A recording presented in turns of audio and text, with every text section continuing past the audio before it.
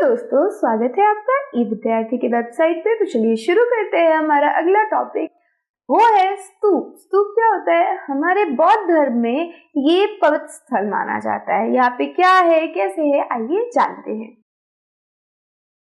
स्तूप शाब्दिक अर्थ टीला होता है, विभिन्न आकार के, कभी गोल या लंबे तो कभी बड़े या छोटे। तो जो ये स्तूप है इसका शाब्दिक अर्थ टीला होता है, यानी कि कोई गुंबदनुमा आकार का, इस प्रकार का कुछ ये टीला होता है। ठीक है, कई बार ये गोल होते हैं, कई बार लंबे होते हैं, कई बार बड़े होते हैं और कई बार छोटे, यानी अलग अलग आकार के आपको स्तूप दिखने को मिलेंगे।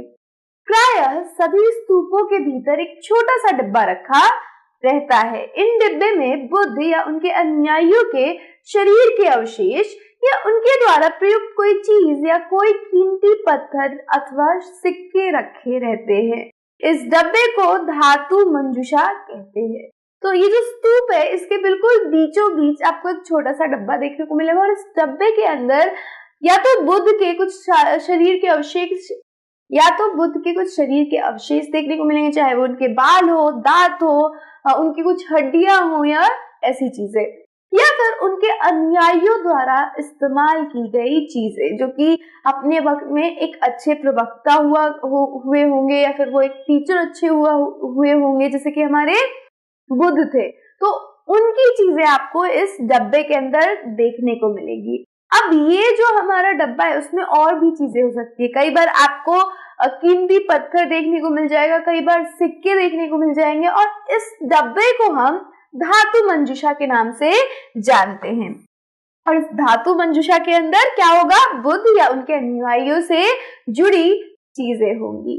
आगे बढ़ते हैं।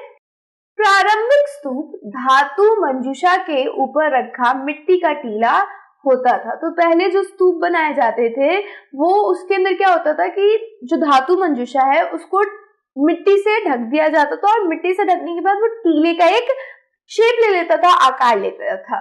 बाद में टाइल को ईंटों से ढक दिया जाता था। अब इसको क्या करेंगे? ईंटों से ढक देंगे और बाद में उस काल में उसे गुंबद ढांचे को तराशे हुए पत्थरों से ढक दिया जाता था। क्योंकि अब क्या है, क्योंकि इसके ऊपर आप देखोगे पहले मिट्टी डाला, फिर उसके ऊपर ईंटें डाली, तो एक गुंबद का आकार ले लेगा। अब जब ये गुंबद का आकार ले लेगा तो इसको आप एक गुंबद यानी एक गोल सा, पहले तो ये इस प्रकार का टीला बन गया है ना, इसके ऊपर चीजें, पहले तो मंजूषा रखी गई, उसके ऊपर ईंटों को रखा गया, फिर इसको एक गुंबद नुमा आकार के पत्थर से या ढांचे से ढक देंगे और इसी की लोग पूजा करते हैं, इसी के चारों तरफ परिक्रमा करते हैं। ठीक है, तो परिक्रमा करने के लिए वो एक पथ यानी एक रास्ते को चुनते हैं। वो रास्ता क्या होता है, क्या कहलाता है? परिदक्षिणा पथ। परिदक्षिणा पथ स्तूप के चारों ओर परिक्रमा करने के लिए जो पथ बनाया जाता है उसको कहते हैं।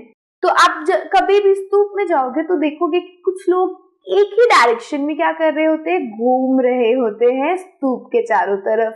और इस जो चारों तरफ घूम रहे होते हैं इस पथ पे, इस पथ का नाम है परिदक्षिणा पथ। आगे बढ़ते हैं। अब इसी पथ के पास आप क्या देखोगे? रेलिंग खड़ी होती है। रेलिंग खड़ी होती है, जैसे कि ये पथ है आपका, ठीक है, यहाँ से घूम रहे और ऐसी रेलिंग है, तो इस रेलिंग को वेदिका कहते हैं। तो परिदक्षिणा पथ को घेरने के लिए रेलिंग लगी होती है और इसको हम वेदिका के नाम से जानते हैं। वेदिका में प्रवेश द्वार बने होते हैं, यहाँ पे आप देख सकते हो, यहाँ पे भी देख सकते हो, चारों तरफ इसके प्रवेश द्वार बनाए होते हैं।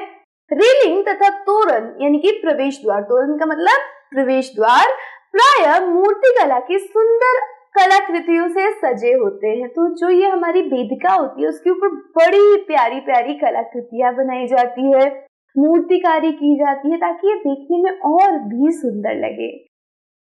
प्रारंभिक स्तूप ईंटों के संभवतः अशोक के जमाने में रेलिंग तथा प्रवेश द्वार जोड़े गए। तो प्रारंभिक जो स्तूप बनाए जाते थे वो ज्यादातर ईंटों से बनाए जाते थे, लेकिन धीरे धीरे आप देखोगे कि जब अशोक का पीरियड आने लगता है तो ये जो हमारे स्तूप है उनको आप स्टोन से बना हुआ देखते हो, पत्थरों से बना हुआ देखते हो। और जब अशोक अपने राजकाल में आए तो उन्होंने एक और चीज इसमें जोड़ी और वो थी वेदिका यानी रेलिंग। पहले के टाइम में रेलिंग नहीं होती थी, पहले आप परिदक्षिणा पथ में ही घूमते रहते थे, लेकिन अशोका ने ये फील किया कि वेदिका होने से लोगों को सहारा मिल जाएगा, वो भटकेंगे नहीं और इसी के चारों तरफ घूम के अपनी पूजा, अपनी आस्था, अपने भगवान को दिखा सकते, अपने बुद्ध को दिखा सकते हैं। और इसी वजह से उन्होंने वेदिका का निर्माण करवाया और तब से वेदिका बनाने की परंपरा चली आ रही है। तो ये था स्तूपा के बारे में। अब नेक्स्ट वीडियो में चलते हैं और बात करते हैं मंदिरों के बारे में, जानते हैं मंदिरों के अंदर क्या क्या होता है और किस प्रकार से एक मंदिर का निर्माण किया जाता है। तो मैं आपसे भी अलविदा लूंगी, तब तक के लिए keep learning with us and keep watching us. Bye.